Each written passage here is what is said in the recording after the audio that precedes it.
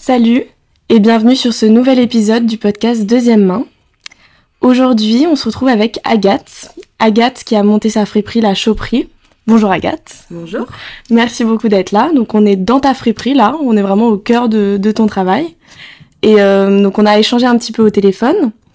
Et j'aimerais un peu que tu nous présentes ton parcours et comment tu as commencé à t'intéresser à la seconde main. Alors moi j'ai commencé à m'intéresser à la seconde main avec ma mère. En fait je vivais à Angoulême pendant le collège-lycée et j'ai toujours voulu aller en friperie etc. Mais il n'y en avait pas. Ok. Donc j'ai demandé à ma mère comment on peut faire. Elle m'a dit on va aller à Emmaüs, on va aller faire les vides-greniers. Et donc tous les week-ends on se levait tôt pour aller faire les vides-greniers, aller à Emmaüs et j'ai adoré tout de suite.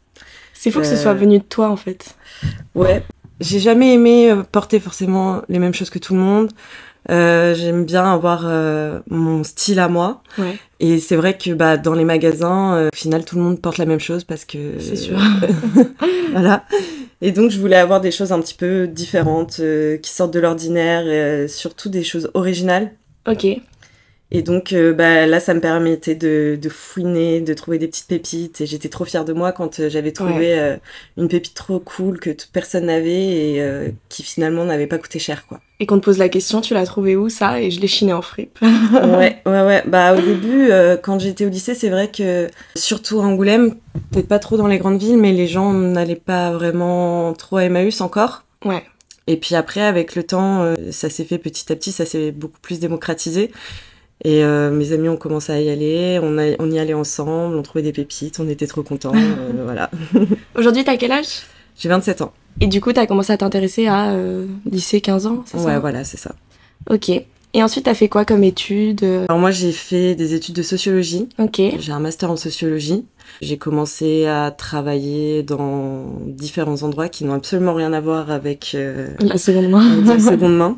Et puis en fait, après, il y a le confinement qui est arrivé et là, il y a eu beaucoup de remises en question sur ce que je faisais parce que c'était le moment où je venais de finir mes études, j'avais fait une année d'apprentissage, ça m'avait plu, mais j'étais pas non plus totalement convaincue de si j'en voulais en faire ma vie entière en fait. Ouais.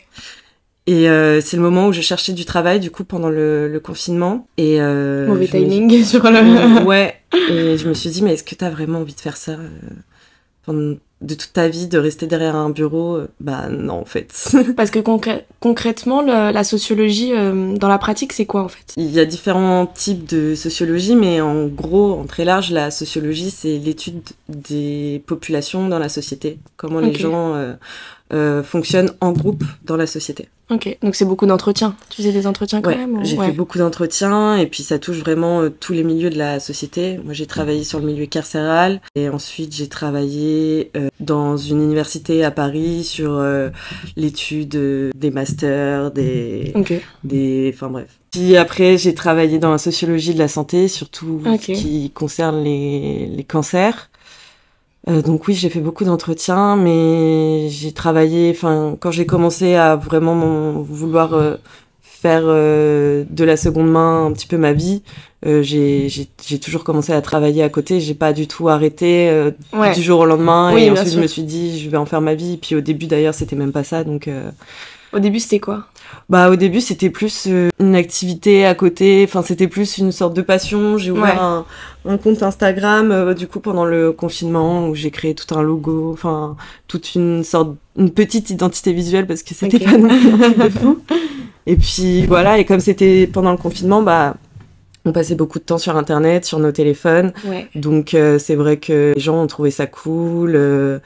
Mes amis ont dit que c'était chouette parce que c'est quelque chose qui me correspondait bien au final. Et puis après, avec le temps, j'ai pas arrêté et puis ça a pris de plus en plus d'ampleur dans ma vie. Ok. Et j'ai trouvé ça trop cool en fait que ça en arrive là parce que j'aurais jamais imaginé te parler d'ici dans une boutique qu'on a ouvert à Troyes. Franchement, il y a quelques années, j'y aurais jamais pensé quoi. Et aujourd'hui, ça te plaît? T'es épanouie dans ce que tu fais? Je suis trop contente. Je suis trop contente. Déjà de pouvoir vivre de ça parce que vraiment c'est une passion en fait, tous les jours de trouver des pépites, de discuter avec des gens qui sont intéressés par ça parce que c'est pas que la mode, c'est aussi une manière de consommer. Ouais. Et c'est ça qui est intéressant aussi derrière. Et d'avoir fait ça toute seule aussi, c'est ça qui me rend assez fière. C'est parce que ça fait vraiment peur de se lancer dans quelque chose qui est différent des études qu'on a fait. Ça reste le commerce. Et donc, ça fait bien peur. Ouais. Surtout après les années qu'on a vécues, après les années Covid. On sait que du jour au lendemain, tout ce qui est dans le commerce, ça peut s'arrêter. Et donc, c'est vrai que c'est très stressant. Ouais. Mais quand on arrive à faire ça tout seul, bah, ça rend fier, en fait. C'est trop chouette. Tu te lances un peu dans le vide et tu te dis... Ouais. C'est génial de se lancer comme ça. Et donc, toi, aujourd'hui, t'es avec 2 autres personnes, c'est ça ? Tout à fait. Avec Marie et Elsa... que j'ai rencontré lors d'événements vintage. Ok. En fait, après le confinement, j'ai commencé à faire des événements vintage. Il y en a beaucoup à Paris le week-end. Il y en a tous les week-ends maintenant, franchement. J'ai commencé avec Crushon et The Gros Marché. Et puis, bah, on se retrouvait toujours aux mêmes événements. Et puis, on a créé des liens. On est devenus amis. Et puis, avec le temps, on avait envie de voir plus grand. Et donc, c'est comme ça qu'on a ouvert cette boutique toutes les 3. Et on est trop contentes. Ouais. Et ça facilite un peu que vous soyez 3 aussi dans la boutique. Ouais. Totalement. Bah, ça facilite tout. C'est déjà moins de risques financiers. Ouais. Ça fait moins peur. Ça facilite aussi l'organisation du travail parce qu'on se rend pas compte comme ça, mais c'est énormément de travail. Ouvrir une boutique toute la journée et chiner en même temps, nettoyer les pièces, les réparer, faire des photos, s'occuper de son compte Instagram, s'occuper de tout ce qui est administratif, etc. Et j'en passe. Ça prend énormément de temps et ça, c'est quelque chose qu'on voit pas. C'est assez opaque, on va dire. Les gens voient juste, ils ont acheté des pièces et ils les mettent dans une boutique, mais c'est pas que ça. Ouais. Et donc, c'est vrai que d'être 3, pour ça, c'est cool parce que ça nous permet de justement pouvoir faire tout ça à côté et de le faire bien. Ouais. Parce qu'en fait, c'est plusieurs métiers en un, quoi.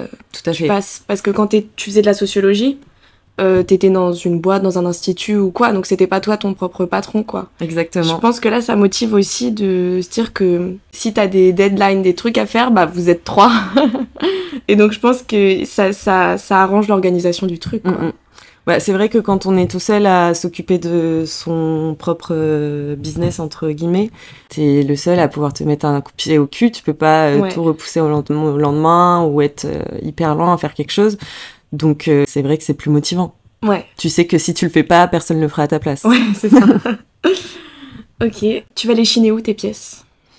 Partout où je peux. Dans les vides-greniers, dans les associations. Ma mère aussi, je chine toujours beaucoup avec ma mère d'ailleurs, dès que je retourne en Charente. Partout, vraiment. C'est toi qui lui as donné ce goût de la seconde main ? C'est plutôt elle qui me l'a donné. Ah ouais. C'est plutôt elle qui me l'a donné. Ma mère a toujours aimé fouiller, chercher même des meubles, les restaurer, pas forcément que dans les vêtements. Si finalement j'adore fouiller, c'est vrai que ça demande du temps. Il y a plein de gens qui n'aiment pas ça, fouiller, parce que c'est vrai que ça peut être vite décourageant. Mais moi j'adore trouver des pépites et être là. C'est trop cool, je l'ai trouvé, je suis trop contente. C'est l'amour de la belle pièce, quoi. Exactement. Ouais. Je me demandais, parce que toi tu disais que tu t'es intéressée à la mode et à ton style très tôt. Déjà, comment tu définirais ton style ? C'est une question un peu vaste. Tu peux dire des inspirations, des trucs. Honnêtement, je sais pas. J'aurais un petit peu de mal à définir mon style. J'essaye d'être originale. Ouais, toujours des pièces un petit peu colorées. Okay, j'adore les couleurs, énormément de couleurs. Je pourrais pas te dire que j'ai un style bohème ou un style chic. Surtout avec les fripes, c'est plus ça. Enfin, je trouve que ça floute un peu la barrière des styles classiques qu'on a dans la tête, quoi.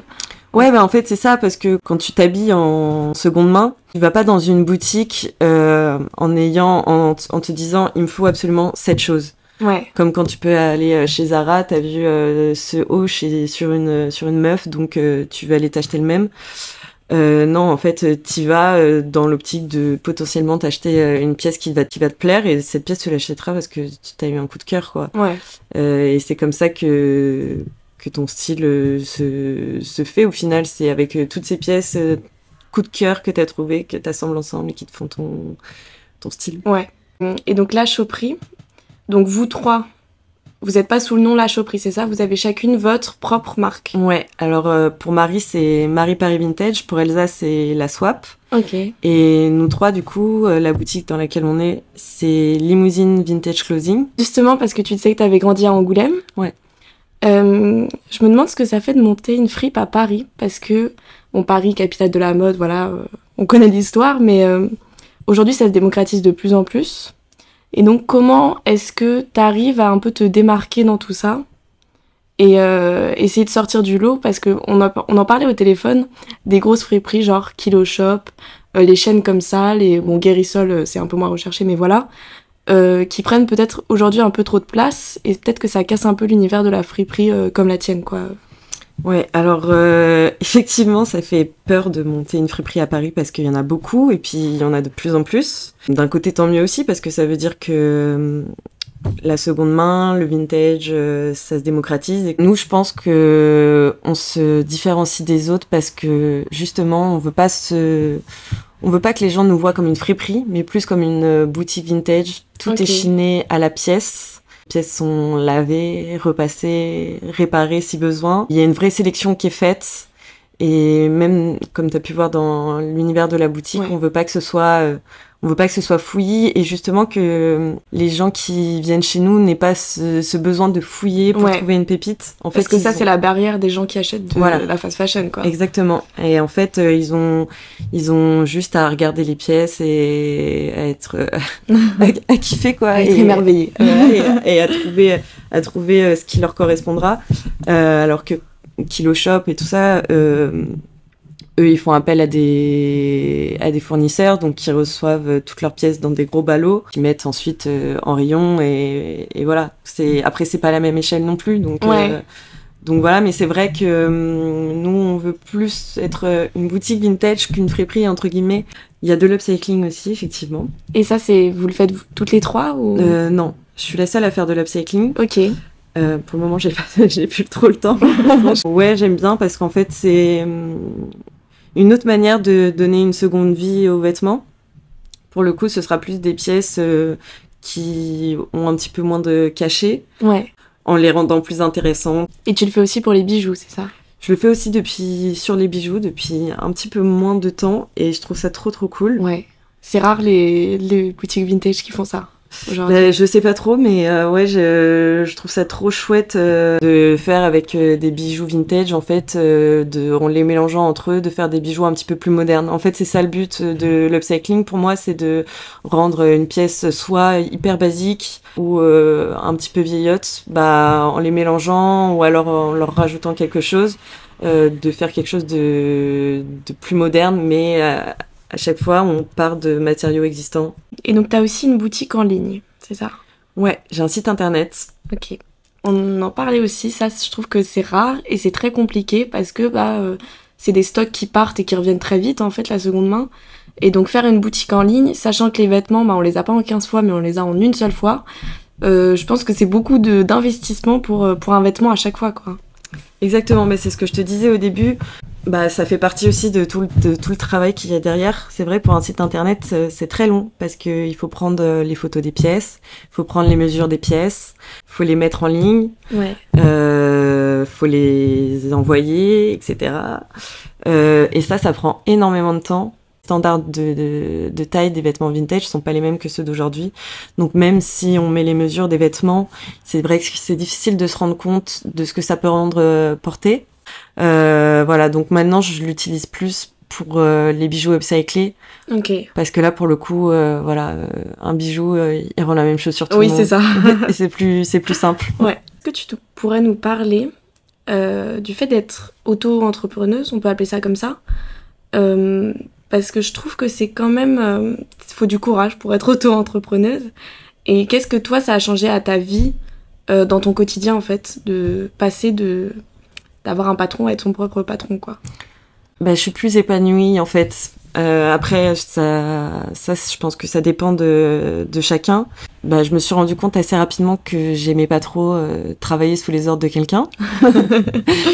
Donc c'est aussi ça qui m'a motivée à me lancer là-dedans. C'est pas seulement le fait que j'avais une passion pour tout ça, c'est aussi que je me voyais pas travailler toute ma vie pour quelqu'un. Ouais. Donc déjà, je me sens beaucoup plus épanouie, mais après, c'est vrai que c'est très stressant, on va pas se mentir, surtout au début quand on n'y connaît rien. Franchement, moi j'ai une phobie administrative, donc tous les trucs qu'il y a à faire au début, c'est un peu du chinois. Avec le temps, en se mettant dedans, les choses elles viennent au fur et à mesure. Ouais. Donc le stress part aussi au fur et à mesure. Après, c'est vrai que c'est beaucoup plus, c'est motivant en fait, c'est hyper motivant parce que on a envie de faire évoluer ce qu'on a construit. Après, moi, honnêtement, j'ai fait les choses quand même de manière assez sûre. J'ai pas pris énormément de risques. J'ai pas quitté mon travail du jour au lendemain. Bah ouais, mais quand même. Oui, mais voilà, je veux dire, enfin, tu vois, si ça n'avait pas fonctionné et que j'avais quitté mon travail. Là, ça aurait été... je pense que je me serais sentie bête. Puis après, en fait, en voyant qu'avec le temps, ça marchait, qu'il fallait prendre confiance aussi en soi, en ce qu'on fait. Et puis, c'est vrai qu'on peut avoir beaucoup d'échecs, faire des choses qui finalement fonctionnent pas. Par exemple, dans l'upcycling, j'ai testé pas mal de trucs, des trucs qui ont fonctionné, d'autres non. Et en fait, tu passes beaucoup de temps à réfléchir à tout ça, à coudre, à faire des modèles. Une remise en question, parce que upcycling, c'est un peu du stylisme. Enfin, tu crées, quoi, c'est de la création, quoi. Ouais. Donc c'est vrai que quand tu t'investis beaucoup à faire des pièces et qu'au final tu te rends compte que ça plaît pas énormément, c'est un petit coup dur, quoi. Mais c'est aussi comme ça qu'on avance, en testant plusieurs choses, ce qui fonctionne, ce qui fonctionne pas. On avance comme ça, tout simplement. Ouais. Je me demande parce qu'on dit souvent que la mode, c'est un milieu très concurrentiel et très compliqué. Est-ce que tu le ressens au niveau de la seconde main, quand tu vas à des événements, parce que moi, de l'extérieur en tout cas, j'ai l'impression qu'il y a quand même plus une atmosphère bienveillante dans ce secteur de la mode. Parce que vous êtes réunis autour de valeurs écologiques et éthiques qui surpassent un peu tout ça, quoi, et qui peut-être mettent en commun quelque chose. Ouais. C'est vrai que quand on fait des événements vintage, par exemple, on se retrouve toutes entre nous. Je dis toutes parce que 99% du temps, c'est des filles. Effectivement, il y a cette conscience écologique qui nous est réunie. Et puis, il y a aussi, la plupart du temps, on a tout un autre travail à côté, ou alors on est dans cette transition de quitter notre ancien travail pour vivre pleinement de notre passion. Et tout ça, c'est des choses dont on discute ensemble et qui nous rassurent aussi de se dire, bon, déjà, on n'est pas toute seule, on n'est pas, ok, ça va, je suis pas folle à vouloir me lancer là-dedans. Et comme on a tous un peu cette passion commune, effectivement, il y a quelque chose d'assez bienveillant dans ce milieu. Tu disais que les friperies, c'était aussi de l'échange avec les gens. Est-ce que humainement, ça t'apporte beaucoup, en fait? Oui, il y a pas mal d'échanges avec les clients. C'est ça qui est cool d'avoir une boutique, d'ailleurs. Notamment une de nos clientes qui s'habillait en fast fashion, comme beaucoup, et puis a pris conscience du désastre écologique que c'était. Et qui maintenant s'habille en seconde main, et c'est trop chouette qu'il y ait ces prises de conscience qui soient faites, parce que il y a les gens qui adorent la seconde main, qui n'ont aucun souci avec ça, d'autres qui ont beaucoup de préjugés, les friperies c'est sale, ça pue, Puis il y a les filles qui ont du mal à se détacher de la fast fashion, parce que c'est la facilité, parce qu'il y a aussi tout ce qui est les trends. La fast fashion est là pour ça, c'est sûr. Mais voilà, je trouve ça trop chouette de pouvoir discuter avec les gens de cette prise de conscience qu'il y a autour des vêtements, parce qu'il y a quelques années, on se rendait pas encore bien compte vraiment de à quel point l'univers du textile polluait. Ouais. Il y avait... C'est récent en soi. Ouais, voilà, il y avait déjà, bien sûr, toutes ces discussions autour de l'écologie, mais pas encore énormément autour de la mode. Ouais. Et maintenant, quand on voit Shein, c'est quand même un scandale écologique, vraiment, et pas que écologique, social, humain. Il y a de ça aussi. Je trouve que le scandale des Ouïghours, des camps Ouïghours, ça a aussi fait prendre conscience aux gens qui avaient peut-être peu d'intérêt pour la cause écologique, que c'est pas que écologique, c'est humain aussi. Ouais. Quand je vois sur les réseaux les vidéos des filles qui font des big hauls Shein, où chaque pièce est emballée dans un sachet en plastique, et qu'elles sont trop contentes parce qu'elles ont payé leur t-shirt 3 €. Quand tu payes un t-shirt 3 €, il faut savoir que la personne qui a fait ton t-shirt n'est pas payée. C'est tout simplement impossible. Ouais. Et dans beaucoup de vidéos sur Shein, il y a des filles qui se sont rendues compte que sur les étiquettes Shein, il y avait écrit « Help ». C'est quand même... Enfin voilà, ça montre le désastre que c'est. Mais même en voyant ça, certaines personnes ne s'arrêtent pas de commander sur ces sites. Ouais. Et voilà, c'est la facilité en fait. Mais après, je trouve que les magasins vintage comme les tiens, c'est en train de devenir la facilité aussi. Parce que c'est pas compliqué. Enfin, il y a une différence, comme tu disais, entre les magasins vintage et les grandes friperies. Parce que les grandes friperies comme, je sais pas si tu vois, les Guérisol, tout ça, c'est vraiment des énormes entrepôts de vêtements où il faut vraiment fouiller pour trouver la pépite. Et là, là-bas, il y a que des passionnés de vintage, voilà quoi. Oui, il faut être motivé. C'est ça. Alors que les magasins comme les tiens, je trouve que c'est en train de faciliter la tâche. Et c'est pour ça que c'est important de mettre en avant les gens comme toi qui ont lancé leur truc. Parce que ça vient enlever cette barrière dont on parlait de fouiller c'est trop compliqué, de les vêtements c'est sale. Ouais, en fait, le vintage, faut se rendre compte que c'est la solution quoi aujourd'hui. Ouais, en tout cas, c'est une des solutions. Faut aussi se rendre compte que dans les vêtements vintage, les pièces intemporelles, elles existaient déjà il y a quelques années, tu vois. Les blazers, les trench, les petites jupes noires, les petites robes noires trop mignonnes. Bah, il y en a plein qui sont déjà là depuis 30 ans, 40 ans. Et puis, tout ce qui est à la mode actuellement et qui sont commercialisés par les enseignes de fast fashion, c'est des pièces qui étaient déjà à la mode il y a quelques années. Donc, si justement t'es à la recherche de cette pièce qui est à la mode en ce moment, j'en sais rien, je dis n'importe quoi. Par exemple, une petite jupe à carreaux un peu Britney Spears, tu vois. Ouais. Et bah, t'inquiète, hein, nous on les a. Enfin, tu vois, dans le vintage, elles sont dans toutes les friperies. Tout simplement parce que c'est circulaire la mode et ce qui existe maintenant, ce qui est produit maintenant, c'est déjà inspiré de ce qui existait il y a quelques années. Ouais. Mais surtout, moi, quand je vois des hauls, comme tu disais, genre Zara, je sais pas quoi, inspiration 90s, j'ai envie de dire... Mais il y a déjà, les vêtements des années 90, on les a toujours, ils sont quelque part, ils sont dans les friperies, il faut aller les chercher, quoi. Exactement, et surtout, ils sont de bien meilleure qualité. Ouais. Ça fait déjà des années qu'ils existent, ces vêtements-là, et qu'ils ont eu plusieurs vies. C'est ça aussi qui est chouette dans un vêtement vintage, c'est que, tu vois, il a une histoire. Il a été déjà porté par plusieurs personnes. Ce vêtement, il traverse les générations et c'est trop chouette. Et puis voilà, ce vêtement, il est de bien meilleure qualité parce que, la plupart du temps, il a été fabriqué en France. En tout cas, chez nous, on a beaucoup de pièces qui ont été fabriquées en France ou en Italie ou voilà. Les coutures sont meilleures, la qualité de la matière est bien meilleure et ce vêtement, il durera encore dans le temps pendant longtemps. Ouais. Je voulais savoir, donc aujourd'hui tu arrives à en vivre, est-ce que c'est pas compliqué d'allier un peu un business rentable avec quand même le côté éthique de pas faire des vêtements hyper chers et respecter un petit peu les prix de la seconde main? Dans un vêtement, déjà, comme je te disais, il faut compter tout le temps du travail de la personne. Il faut pas seulement penser au prix d'achat de la pièce. Ouais. On a énormément de charges. Ouais. Le prix du loyer. Ouais. Le prix des pièces, voilà. Le prix des pièces, mais les charges sociales. Ouais. Les impôts. Ouais. Voilà, tout ça, c'est énormément de choses auxquelles il faut penser. C'est pas qu'une utopie écologique, quoi. Il y a quand même des... bien sûr, il faut pouvoir en vivre. Et puis, aussi, accessoirement, notre rémunération. Oui, c'est ça. Parce que c'est trop cool tout ça, mais il faut pouvoir en vivre. Alors, on est loin d'être millionnaire, ça c'est sûr, on le fait par passion. Mais voilà, en tout cas, les pièces que tu pourras trouver ici ne coûteront pas plus cher que chez Zara. Ça, c'est clair. Est-ce que tu as réussi à convertir tes proches à la seconde main? Parce que moi, je sais par expérience que mes proches sont pas tous vintage, seconde main, voilà. Que pour certains, c'est compliqué. Et donc, on n'en parle pas.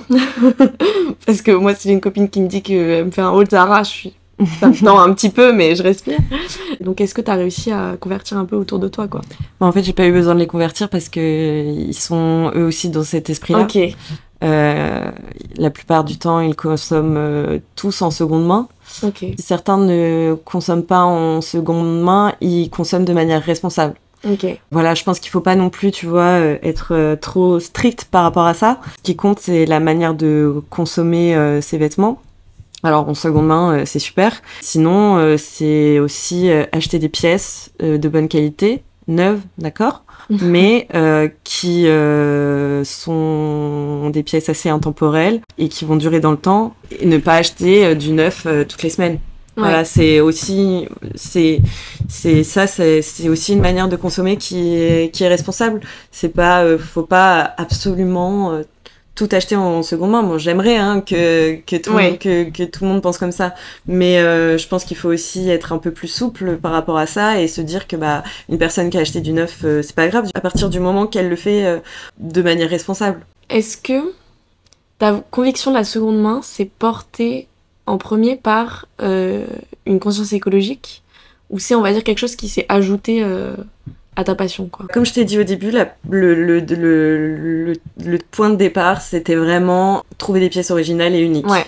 Et puis bien sûr, avec le temps, ça a pris une importance écologique. Ça rentre en compte, bien évidemment. Donc ouais, mais c'est vrai qu'au départ, c'était vraiment la recherche de la pépite, de la pièce unique. Mais je trouve que c'est une bonne manière d'entrer dans l'écologie, de passer un peu par un truc cool qui est quand même la mode et les petites pépites qu'on trouve en magasin vintage. Est-ce que toi tu te considères comme écolo dans la vie de tous les jours? Je fais mon maximum. Ouais. Je pense que personne n'est parfait par rapport à ça. Mais oui, j'essaye. Déjà, forcément, je ne consomme pas de fast fashion. Ah bon? C'est évident. Et puis, bien sûr, dans ma manière de consommer, dans ma manière de manger, dans ma manière de me déplacer, je fais tout mon maximum. Et comment t'arrives à rester optimiste face à ça? Je pense que le monde évolue, que les gens prennent conscience de plus en plus jeunes, surtout les nouvelles générations, et ça c'est chouette. Je pense que les nouvelles générations sont très importantes par rapport à tout ça. Ils portent bien la voix. Toi par exemple, tu vois, en faisant ton podcast, c'est une petite pierre à l'édifice parmi tant d'autres. Voilà, je pense que les prises de conscience se font de plus en plus. Après, c'est un effort collectif. Enfin, voilà, en fait, j'essaye de pas trop penser à ça parce que sinon, c'est déprimant, ouais. quoi. Ouais, mais déjà, c'est quelque chose de faire à son échelle parce que y a beaucoup de gens, et les gens qui achètent la fast fashion, souvent l'argument c'est, entre guillemets, j'ai pas de pouvoir dessus, c'est pas mon problème, et c'est un peu de déléguer la faute, quoi. Mm-hmm. Donc, même si, on n'est pas parfaite sur l'écologie, je trouve que tu participes à ton échelle et tu prends la responsabilité de tes achats, quoi.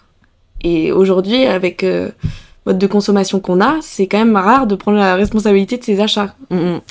Mais il faut pas surconsommer, il faut quand même rester assez conscient de ce qu'on achète. Voilà, faut se poser les questions aussi lors des achats. Et bien sûr, comment ça a été produit, où est-ce que ça a été produit. Surtout, faut pas surconsommer. Puis après, il y a des choses qui sont quand même assez très simples à faire au quotidien. Enfin, commencer par le tri. C'est ouais. Bête, mais il y a plein de gens qui font pas le tri. Ouais. Ça me rend ouf. Prendre les transports en commun, voilà, voyager en Europe. Ne pas acheter du poulet brésilien ou voilà, c'est plein de choses en fait. Parfois on a tendance à vouloir acheter le moins cher parce que c'est le prix qu'on voit final et c'est ce qu'on va avoir retiré de notre compte en banque et on va se dire ça c'est moins cher que ça, mais au final dans le temps parfois il vaut mieux acheter un peu plus cher plutôt que de racheter 50 fois le petit truc pas cher. Mais je trouve que la vision un peu réutilisable de tout ça, c'est quand même une vision du temps de nos parents ou nos grands-parents, quoi. Je trouve que c'est un truc de grands-parents, par exemple, d'avoir des serviettes réutilisables à table ou des trucs comme ça. Mais bien sûr. La seconde main, ça a toujours existé. Juste qu'à l'échelle d'une famille, les vêtements de la grande sœur vont à la petite sœur. Quelqu'un vient d'avoir un bébé, tiens, je te donne les affaires que j'avais. Ce meuble, j'en veux plus, est-ce que tu le veux? Enfin voilà, en fait. Et donc, quand c'est au sein de notre famille, ça nous pose pas de problème. Mais au final, un vêtement, ça se lave. Enfin, un meuble, ça se nettoie. Enfin, je veux dire, il y a pas le diable sur le... sur l'objet, donc la seconde main ça a toujours été le cas, réutilisé à l'époque de nos grands-parents, c'est pas parce qu'il y avait un trou dans une chemise qu'on allait l'acheter. Non, un trou ça se recoue. Enfin voilà. Finalement. ou alors dessus t'ajoutes un écusson. C'est à ça que ça sert aussi l'upcycling, tu vois. Des pièces qui sont tachées ou qui peuvent avoir des trous. ces trous, tu les remplaces par autre chose, tu vois. Ouais. Je me demandais, parce que du coup, tu disais que les filles avec qui, Marie-Elsa, avec qui tu bosses dans ta boutique, c'est devenu tes potes, c'est ça? Ouais. Je me demande ce que ça fait de bosser avec ses potes, ça doit être super, non? Bah ouais, c'est trop cool. C'est pas des collègues que tu connais pas, c'est tes potes, quoi. Ouais, bah carrément. Après, en fait, on avance dans le même sens, donc c'est ça qui est chouette. On a les mêmes envies, on a les mêmes visions, on s'entend hyper bien. Et puis, on est un peu comme des collaboratrices, tu vois. Ouais. Il y a pas de chef ou quoi, tu vois. Ouais. C'est ça qui est, c'est justement ça qui est cool. Il y a pas de hiérarchie. Non, parce que toutes les trois, on a eu un peu le même fonctionnement. On s'est rendu compte que le métier de base qu'on avait, on n'a pas envie de le faire toute notre vie. Et on a envie de se lancer là-dedans. Et si on a fait ça toutes les trois, c'est aussi parce que toutes les trois, on n'avait pas envie d'avoir un patron, on n'avait pas envie d'avoir des obligations qui nous sont imposées par notre métier. On va vraiment toutes les trois dans la même direction et ça, c'est trop chouette. Et c'est un trait de ta personnalité de pas vouloir soit avoir de patron, soit faire ce que tu veux, quoi. Oui, je pense. Tu le remarques? Oui, je pense. J'aime pas trop qu'on me dirige ou qu'on me donne des ordres. J'aime bien faire les choses par moi-même. Ça, c'est sûr. Tu disais que t'avais pas envie de faire de la sociologie toute ta vie. Est-ce que tu te vois faire de la seconde main toute ta vie? Je crois bien. J'espère en tout cas. Le développement que j'aimerais, c'est que on continue dans ce sens, que toutes les trois on puisse ouvrir une autre boutique, voire d'autres, ça serait trop chouette. À mon échelle à moi, j'aimerais énormément développer l'upcycling et notamment l'upcycling de bijoux et mon site internet, que ça devienne un peu une marque. Ok. Ça, j'aimerais beaucoup, mais ça demande énormément de travail, on va pas se mentir. Pour moi, on n'est pas encore arrivé au Saint Graal. Je pense qu'on a encore du chemin à faire, et c'est ça aussi qui est motivant, c'est que on se dit pas que ça y est, là, j'ai fait tout ce que j'avais à faire et je me satisfais de ça. Non, je pense qu'on a encore plein de choses à faire et c'est ça qui est cool. Ok, et c'est un métier assez créatif, avec toute la partie upcycling en plus, le choix des sélections. Est-ce que on peut te considérer parfois, ou on t'a considéré comme moins créatif que des personnes qui vont fabriquer leurs propres vêtements à partir de nouveaux tissus, quoi? J'ai jamais été comparée à ça, donc honnêtement j'en sais rien, mais moi je dirais que oui, clairement, parce que c'est pas non plus la même chose. Je sais coudre, mais je suis pas couturière. Okay, j'ai aucune formation, j'ai appris à coudre toute seule. Je sais pas faire de patron. Ok, oui. C'est pas la même chose, tu vois. Tu fais à la machine? Oui, ouais. Tout à la machine. Construire une pièce de A à Z, c'est quand même pas le même travail que de faire de l'upcycling. Donc oui, je pense que quand même, niveau création, les gens qui créent une pièce de A à Z sont quand même plus créatifs. En tout cas, en plus de compétences que moi là-dedans, ça c'est sûr. Ok. Et tu disais que tu t'es intéressée à ton style jeune, et est-ce qu'en parallèle, tu t'es intéressée à la mode en général? C'est plus dans le quotidien? C'est plus dans le quotidien. Déjà, les tendances, c'est quelque chose qui m'intéresse pas trop. Ok. Je trouve que avoir du style, c'est totalement différent de suivre les tendances et d'être à la mode, entre guillemets. Ouais. Pour moi, quelqu'un qui a du style, c'est vraiment une personne qui a sa personnalité et qui l'affirme, tout simplement. Et ça passe aussi par les vêtements. Ok. Une personne qui est à l'aise dans ce qu'elle porte, qui est fière de le porter, elle peut être méga stylée. Pour moi, c'est pas... tu vois, je suis d'accord avec toi. Faut du cran un peu pour porter des vêtements qui sont pas à la mode. Est-ce que, toi, t'as eu aucun problème à t'habiller différemment des autres? Aucun. Ton style, il a évolué? Oh là, oui. oui, totalement. On est tous passés par des phases un peu... des phases compliquées. Voilà, quoi, ça c'est sûr. Je pense que quand on reverra des photos de nous dans quelques années, on se dira peut-être, oula, mais... coup dur. C'est normal. Aujourd'hui, donc, t'as 27 ans. Ouais. Donc, tu trouves que t'avais un style différent quand t'avais 20 ans. Est-ce que la maturité, ça peut se trouver dans le style, quoi? Parce que parfois, je trouve qu'on dit, par exemple, des femmes qui ont, 50, 60 ans, mais elle peut pas porter ça. Alors ça, je suis pas du tout d'accord avec ça. C'est pareil, c'est la manière de porter les vêtements et de les assembler aussi ensemble. On peut avoir des femmes qui nous disent « Ah non, mais moi, je peux pas porter de vêtements vintage, je suis trop vieille pour ça. » Bah, pourquoi? Non. Puis c'est l'allure aussi, la manière dont tu... Si t'assumes ce que tu portes, franchement. Ouais, voilà. Enfin, en fait, faut juste être heureux dans ce qu'on porte. Ouais. Ok, bon, bah, merci Agathe. Merci à toi. C'était super de parler avec toi et de montrer au monde le pouvoir du vintage et cette nouvelle vision de la mode. Et on se retrouve la semaine prochaine pour un nouvel épisode de Deuxième Main. Salut! Salut, merci!